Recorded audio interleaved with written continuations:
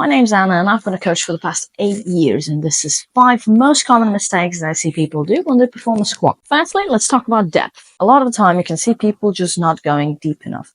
And there's mainly 2 reasons why that could happen. Firstly, unfortunately, it's an ego issue and people load the bar way too heavy and they physically cannot go any lower because they know they won't be able to get back up. Second reason would be people just haven't found the right stance yet, and it seems like something's limiting them. Whether it would be your hips or your knees or your ankles, something feels wrong and it feels like you would fall if you try to go any deeper. How do you actually find the right position then? There's many ways of finding the position, and this is just one of them that you can try. So all you're going to do, you're going to lay down on your back and make sure that your back is flat against the floor. So from here, you're going to bring your knees up close. And all you're going to do, you're going to try to move your knees up and down. You can move them in and outside. We're all different. Everybody's anatomy is different.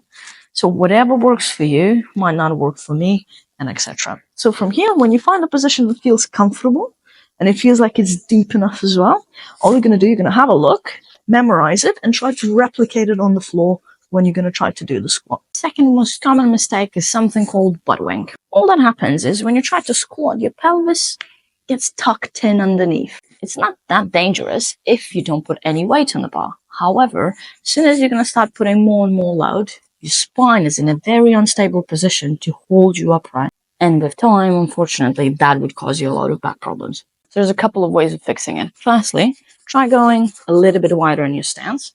Secondly, you can work on your ankle mobility before the session, or temporarily fix the issue by putting something underneath your heels, i.e. it could be some sort of plate, or you can get yourself some lifting shoes. Number 3 would be your knees caving in. You probably have seen some weightlifters do a clean and all of a sudden their knees are caving in big time.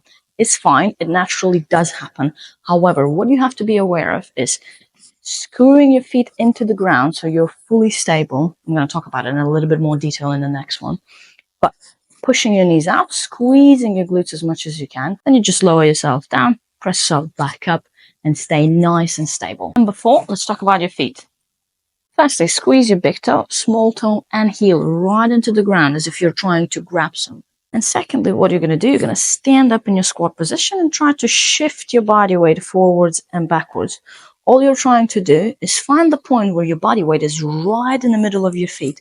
When you lift, that's exactly where you should be feeling the weight. It's right in the middle of your foot, not forwards, not on your heels. It's right in the middle. And number 5 is your hips shooting into the sky first. The problem with this one is actually you need to relearn the pattern of a squat all over again. Sometimes, yes, people have really tight ankles and they physically cannot move anymore, so they would just fall if they would try to go deeper.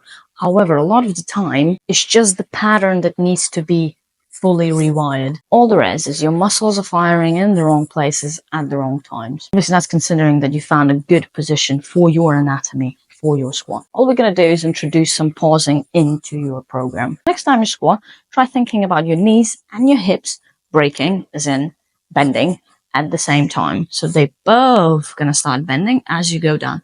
What you're going to do now, you're going to pause and hold that. Feel that the weight is right in the middle of your foot. Go a little bit lower. Do it again. Find the middle. Go lower. And then just do it over and over again until your brain is used to the new patterns. Hopefully this has helped. And if you got any other questions, please let me know. And I'll see you in the next one.